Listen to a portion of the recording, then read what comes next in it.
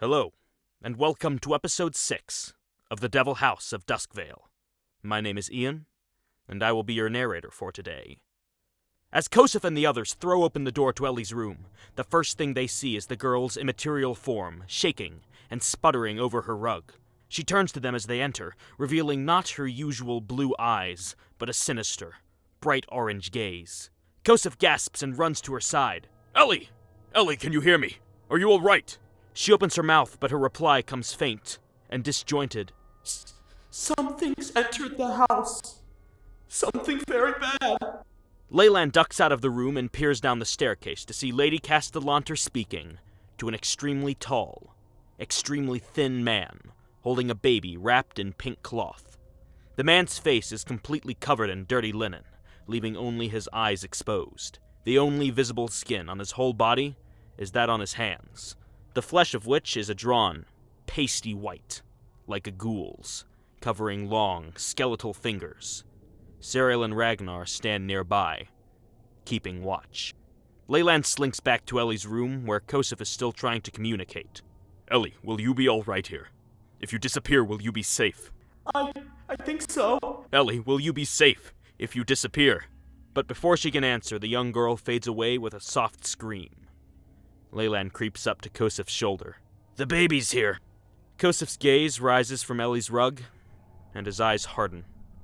Without another word, he turns and starts to stride out of the room. Wait, stop! Laylan says, trying to catch hold of Kosef's arm, but the paladin shakes him off. I'm not going to try to fight them. I just want to talk with them. The elf breathes a sigh of relief and clutches at his heart. Oh, okay. I thought you were going down there with murder in your heart or something. I guess we're still cool with them, aren't we? Kosef nods and continues out of the room, putting on the same politely earnest facade he had worn the first time he spoke with the mother. He descends the stairs. Ma'am? Who's this? The paladin points to the tall, ghoulish man. The mother looks up to Kosef and gives a thin smile. This is a caregiver of sorts. A nanny for my child. Kosef nods and turns his attention to the infant, resting in the nanny's arms. And this is your darling little girl. Her name is Elena. Kosef leans down towards the child and holds out a single finger for the baby to shake. After a moment, Elena opens her fiendish yellow, too intelligent eyes and reaches out a small hand, clutching at the man's finger. The muscles in the paladin's arms suddenly tense as the stinging touch of evil radiates through his veins. He quickly pulls his hand away and gives a small sniff of the air. The mother, the child, and the caregiver are all intensely evil. Laylan descends the steps behind the paladin. Ma'am, I hate to say this. Break up the family moment, but I really don't think a baby should be in this house right now. Please, maybe a couple more days, and then I think we'll be ready. You guys can move back in. Amelia turns her attention to the elf. Don't worry. Donzo can protect her. She nods towards the tall man. Ma'am, we're the professionals here. The mother gives a small, condescending smile. Believe me, I trust this man more than I could possibly trust anyone else in the world. Laylan turns to the tall man. Donzo, eh? Nice to meet you. Donzo only nods in reply. Well, we should get back to our work, Vinberger says, stepping up beside Laylan. Kosef and the elf give eager nods in affirmation and begin to climb back up the stairs. Laylan looks back one final time on his way up. Lovely to meet you. The three reunite with Bert and rush immediately to Terenzio's room. Kosef pushes through the door and, for a moment, feels the press of a dagger against his throat, but Terenzio releases it as soon as he recognizes the party. He gives them a slightly apologetic nod and sheathes the blade. Laylan turns to him. We're gonna make our stand at the top of the house. Come with us. A moment later, the group emerges back into the hallway, Terenzio now in tow, and they make their way to the third-floor stairwell. Along the way, Kosef and Vinberger retrieve Ellie's rug and music box from her room, and meet the others already waiting at the foot of the stairs. It's about 9 o'clock at night. What's going on? Terenzio hisses as he sees the paladin returning. Elena's here, and she's still an infant. We're getting a really strong scent of evil, so we're going upstairs. And don't forget the caretaker, Bert adds. Yes, there's a caregiver too. Donzo! Wraps around his face. You know... I've never heard of him, no. Probably someone your mother has met since she left the house. Probably a devil. The group starts to climb the stairs. Along the way, Kosef utilizes part of his lay on hands to fully heal Vinberger and Laylan. They emerge onto the third floor, and Vinberger sets Ellie's rug into one of the alcoves from which the hellhounds had sprung, for safekeeping. Meanwhile, Laylan starts laying spike growth all the way down the hallway, burning through both of his second-level spell slots. With a trap laid, the elf creeps back across the spikes and down the stairs. The rest of the party watches him go from the threshold of the master bedroom. Laylan descends the staircase and emerges onto the second-floor landing. He peers down into the foyer to see Donzo is unmoved from the spot at the base of the stairs where the group had left him. Except now he's alone in the room. Cyril, Ragnar, and Amelia have all left, and they seem to have taken Elena with them, as the infant is also absent. Laylan closes his eyes and uses primeval awareness, searching the house for the unnatural disturbances fiends make outside of their home plane. As before, the mansion is crawling with them. But whereas previously he couldn't make out any individual creatures, he can now sense a massive spike in the study. Laylan retreats back up the stairs and across the spike growth, rejoining the others in the master bedroom. So, what's our play, boys? What do y'all say we kill Donzo? And, after a brief deliberation, it's decided. Laylan will go downstairs and lure Donzo up to the third floor.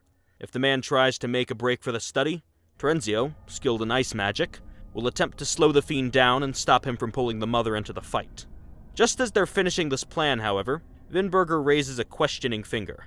Laylan, forgive me if I'm misinformed, but I thought that you were the only one who could cross the spikes. Oh, I can fly, Terenzio says. Vinberger's head whips in the Castellanter's direction. What? Well, good for you. Man, if the mom can fly, it's gonna suck. That's why we're attacking Donzo. Yeah, Donzo doesn't really seem like the kind of guy who can fly. No offense. Actually, you know what, Terenzio? Why don't you stay here? I'll get him on my own. Here's my thinking. Donzo seems like a fighter. I don't think he'd go running for mommy and the baby if one dude just starts shooting him, you know what I'm saying? And if he's coming up the stairs in a rage, he'll be going so fast, he'll run over the spikes regardless of whether he sees them or not. Terenzio nods and it's decided. Laylan draws his bow and sneaks back through the hallway, across the spikes, and down the stairs. The rest of the group huddles behind the doorframe of the master bedroom, out of sight of the hall. Icy blue crystals start forming on Bert's hand, anticipating the battle to come. Downstairs, Laylan huddles by the banister, just in sight of Donzo. He points down at the man, whispering a hunter's mark onto him.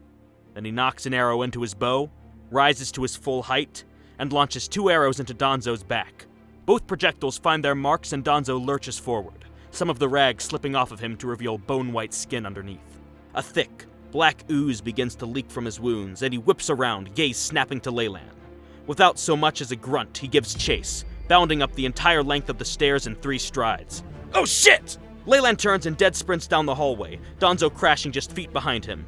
The elf bolts up the stairs, running for his life, and makes a wild turn into the third-floor hallway, almost slamming into the wall as he starts to cross the spikes. He wheels and shoots Donzo twice more, both attacks sinking into the ghastly man's chest. Donzo dashes over the spikes after him, which begin to tear into the soles of the tall man's feet. Noiselessly, he freezes in place, suddenly aware of the hazards all around him.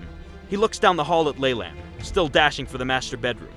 And then Donzo jumps. Metal jacks burst from his hands and feet midair, and he sinks them into the ceiling, catching himself like a spider. Laylan turns just as he enters the bedroom to see Donzo hanging over his now useless spikes. Guys! Spikes didn't work! Spikes didn't work! What should we do? Spikes don't work! I shot him a lot of times! Usually when I shoot things this many times this well, they die. And he didn't die! Donzo starts to scrabble across the ceiling towards them with terrible tearing and scraping noises as the metal jacks rip into the plaster ceiling. Before Laylan can even get off another shot, the tall man is at the door. The ghoul's head peers past the top of the frame and comes just within range of Kosef, who ignites his sword with a sacred weapon and makes 2 attacks. Both find their mark and explode in divine smites. Donzo tries to pull his head away, but not before Vinberger lands 2 additional strikes with his maul. Vinberger swings at Donzo twice more, and the first strike catches the man in the side of the head. There's a loud snap as his neck breaks, and Donzo drops dead to the floor at the group's feet. They breathe a collective sigh of relief, until, from Donzo's form, comes the sound of a cracking bone, and then another, and another, and the tall man's remains begin to shift and morph, expanding and changing as a new creature rises before them. Danzo's wraps slip off its white, fleshless skin to reveal a massive fiend with a stinger tail. A bone devil. Although instead of claws, it has large, sharpened jacks embedded into its fingers, and the stinger on its long tail has also been replaced by a deadly version of the child's toy. Laylan cries out and shoots the devil twice, the second arrow going wide. Kosef lunges forward and lands 2 strikes on it. The first explodes in a divine smite, while the second merely chips away at the bone. Nevertheless, Danzo shies away from the fiend-slaying sword. Bert leans around the doorframe and fires a ray of frost from his hands, striking the bone devil squarely in the chest, although the spell seems to do relatively little damage to the creature. Terenzio launches his own spell at the fiend, but misses, and as the bone devil dodges the attack, it lashes out at Kosef with its jack claws, and tears straight through the paladin's shield, striking his breastplate with 2 vicious slashes. Kosef stumbles back, just as Danzo's tail whips forward for a follow-up strike, punching straight through the man's armor and into his stomach. Kosef grunts as he feels poison start to burn through his veins. He tries to beat it back, but fails. As the paladin gasps, Laylan comes to his friend's aid, firing 2 arrows into the devil. The first strikes Danzo's shoulder, but again the second flies wide. Kosef recovers himself slightly and raises his sword high into the air, bringing 2 crushing blows down on Danzo's head, cracking off a large portion of the creature's skull. For the first time, it screams in pain, a loud, hollow, shrieking sound. Bert touches his boots of the winding path together and teleports to the devil's side. Bolts of electricity crackle in his palm as he seizes the fiend by the face and casts Shocking Grasp. The others see convulsions of electricity arc through Danzo's body before his skull-like head explodes into a dozen fragments, and he crumbles into ash, leaving only a pile of jacks and bone dust behind. Kosef stumbles back against the door with a loud crash, still sick from the devil's poison. Vinberger begins to inspect the paladin's injuries, but after a moment, the human feels the burning subside as the poison runs its course. Terenzio, meanwhile, stands over the pile of jacks, staring down at them. He leans over to pick one up, but the moment his skin makes contact with the metal, he falls to the ground and begins to convulse in some sort of seizure. Vinberger leaves Kosef and sprints over to the writhing man, but before the Goliath can even lay a hand on him, Terenzio falls still, and his eyes shoot open. "I remember everything," the Castellanter says. Vinberger looks at him with some trepidation, but Kosef motions for Terenzio to continue. "I came here about 14 years ago, at the last blood moon, looking for information. I had bought a book. I learned how to cure Ellie, but that thing was here. It attacked me. I barely got out alive. I know how to save her. The Asmodeus paper. Give it to me." Kosef pulls the small scrap of paper out of his bag, and Terenzio snatches it out of his hand. "Everything we need is on here. I remember Ellie telling me now. She was tricked into laying all of these things out on her carpet. She trapped herself. We need to recreate this." "So Elzarina summoned the devils by putting her toys on the carpet?" "Exactly. A devil came to her and said that they wanted to play. They said she could have more friends if she just made this pattern on her carpet. So she made it using her toys. Here's what we'll need. 2 pickup sticks." "Well, we fought the pickup stick devils." Vinberger turns to Kosef. "Do you still have—" The paladin nods. Yeah, I broke 'em, but I have 'em. Terenzio continues. "We need a wooden snake, or something similar. The Spinomom's pet might do." He points toward the body of Srela, still lying in the middle of the room. "Then we'll need metal jacks, some glass marble or large chunk of glass, and we need a few alphabet blocks, which I know for a fact are still in my room. And then finally, we need the 4 hair clips." The party lets out a collective groan, remembering the hair clips buried in the 4 corners of the yard. So we've got the sticks, the jacks, and the snake, Kosef says, scooping the metal jacks out of Danzo's remains and into his bag. At the same time, Vinberger pulls Ellie's rug and music box out from the coffin alcove. That leaves the clips, the glass, and the alphabet blocks. Laylan bites his lip. "Now guys, I know it's never a good idea to split up, but..." "We're kind of pressed for time, yeah." A debate breaks out over the best way forward, but, eventually, the party settles on sending Laylan out of the bedroom window to dig up the hair clips, while Bert's homunculus flies downstairs and retrieves the alphabet blocks from Terenzio's room, as well as some of the glass shards from the mirror incubus's body in the bathroom, which they figure will serve well enough for the chunks of glass needed for the ritual. 10:15 p.m. Laylan drops silently into the overgrown weeds behind Castellanter Manor. He retrieves a shovel from the garden shed and, under the cover of night, creeps through the wiry grasses to each of the 4 corners of the yard, head on a swivel.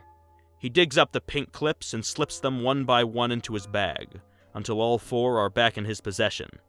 He glances towards the boarded windows, some with light filtering through from the inside. But there's no movement to be seen. He hides the shovel and starts scaling the side of the house back up to the master bedroom window. He clambers over the sill and drops inside to see Kosef and Vinberger pushing the Iron Maiden towards the door, leaving long scratches in the wooden floor. Even as they do, Bert appears at the end of the hallway, an alphabet block clutched in either talon.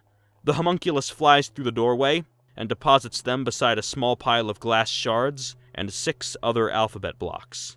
That's all we need, we're good, Terenzio says, and Bart settles back onto Bert's backpack. Vinberger closes the bedroom doors and slides a bar into place.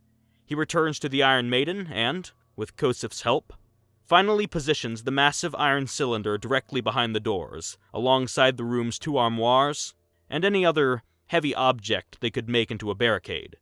It probably won't do much, especially considering the doors open outwards, but the clutter might at least provide some obstacle to anyone attempting to breach the room. 10:45 p.m., just over an hour to midnight. Having fortified the position the best they can, the group ascends the ladder behind the painting and returns to the observatory, the most defensible position in the house. Vinberger lays Ellie's rug out on the floor, but Laylan and Kosef drag it to the inlaid circle, still blocked from moonlight by the hanging tents. "I think that's a bad idea," Bert says, but Laylan shakes his head. "No, that's the place." That's where we have to do the summoning. The 2 finish positioning the carpet and then lay out the components on the floor beside them. The 2 broken pickup sticks, the 8 carefully selected alphabet blocks, the chunks of glass, Donzo's metal jacks, the 4 hair clips, and a small section of vertebra that Vinberger had cut out of Strela's back. Terenzio places the scrap of paper with the sigil on it at the head of the altar, and the group begins to assemble the pieces on Ellie's rug.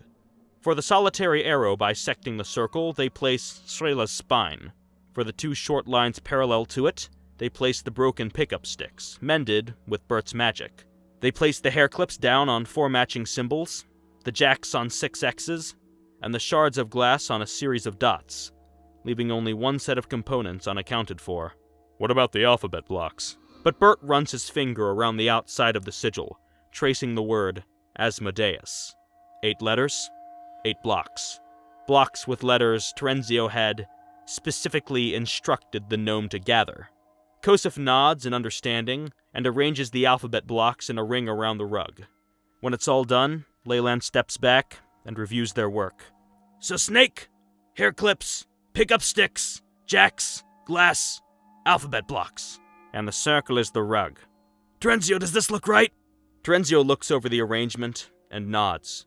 I think so. Are you all ready? Bert nods and his hand starts to crackle with a pre-prepared, shocking grasp. Bert, wait, just chill. Ellie's gonna come out of this. "I know, I'm just preparing in case there's something bad." Laylan unties the rope holding up the 2 tents, and the canvas structures fall to the ground, allowing the beam of moonlight streaking through the observatory window to fall on the altar, illuminating it in a perfect circle. The group steps back, and Terenzio starts winding Ellie's music box. The soft tune begins to play, and Ellie's wavering form flickers into being over the rug. Her presence is even more unstable than before, and her eyes even more yellow. But even though the group can see her, she doesn't seem to notice them, as if she's not fully there, fading in and out of existence, as if there's a component missing. A look of consternation crosses Terenzio's face. I don't know how to fully activate it. But Laylan's head perks up. "Kosef, do we need to do that thing with our blood?" He pulls out the small vial of facsimile half-elf blood that they had mixed to enter the iron room. Terenzio looks at the vial and shrugs. I really don't know. Vinberger pulls out the 2 small bags of gold dust he had removed from the circle earlier in the day, and pours them back out around the altar, although there doesn't seem to be an effect. Laylan unstoppers the vial of half-elf blood and pours the remainder out onto the altar, which suddenly begins to glow brighter. It's clearly ready, just waiting for something. Kosef looks at the moon outside, now blood-red, as it nears its zenith. "It needs a sacrifice," Bert says, but Vinberger shakes his head. No. We have all the hints here. He pulls the fable of the wooden girl out of Kosef's bag and skims the story again. What are we missing? I believe we are missing an altar unmarked and unnamed, that's the rug. What's the dowsing touch? That's what we don't know. Laylan reads over his shoulder. Dowsing touch. City of the Dead. City of the Dead. Maybe the, Bone Devil? Its ashes? Vinberger paces the room. We could try to put the ashes on it. Unless the dowsing touch... The dowsing touch is probably the blood. The blood of the puppet maker. The parents. Vinberger freezes in place and looks to Ellie's twin. Terenzio? Do you think I should try? You have the blood of the maker in you. You are your father's son. Terenzio nods and steps up to the altar, drawing his knife. He runs the blade along his palm and draws a trickle of blood. Overhead, the blood moon reaches its peak. Midnight. Terenzio turns his hand over, and red drops begin to fall onto the circle. The instant the first one strikes stone, the entire altar explodes with gold and red light, and a dark, fiery portal ignites over the rug, bathed in crimson moonlight. The group leaps back, readying their weapons before Ellie's voice echoes through the room. I see you! I really see you! Please, come help me! Help! Kosef steps up to the portal, Laylan just behind. At the same instant, a loud rapping comes to the door to the master bedroom. There's a split second of silence, and then a devastating explosion from the room below shakes the entire observatory, and the group hears the sound of their various fortifications splintering across the room. Amelia's voice echoes up to them, unnaturally magnified. What do you think you're doing up there? Bert's homunculus draws acid into its beak and spits it down on the ladder, burning through the rungs, and they hear the entire ladder start collapsing down into the shaft. It's not gonna do much, but Terenzio can fly, why wouldn't his mother? It doesn't matter! Through the portal! Laylan dives through the fiery gateway and vanishes, followed a fraction of a second later by Kosef. Bert and Vinberger hear the momentary sound of rushing air from the bottom of the shaft, as if some great gust of wind were crashing towards them. They leap through the portal, and the last glimpse they see of the manor is Terenzio turning to face whatever horror is coming from below. And then they are enveloped by a pulsing, dark energy as they pass through the surface of the portal. They feel hot. Screams echo in their ears. Wind rushes around them, and then they're lying on hard, uneven stone. The four adventurers push themselves upright, feeling the jagged and surprisingly warm rock beneath their palms. They look all around themselves, and what they see isn't Castellanter Manor. It isn't even Duskvale. They don't see Terenzio, nor indeed anyone. What they do see is a red haze and a vast, crumbling city. The City of the Dead. My name is Ian, and thank you for listening to Episode 6 of The Devil House of Duskvale.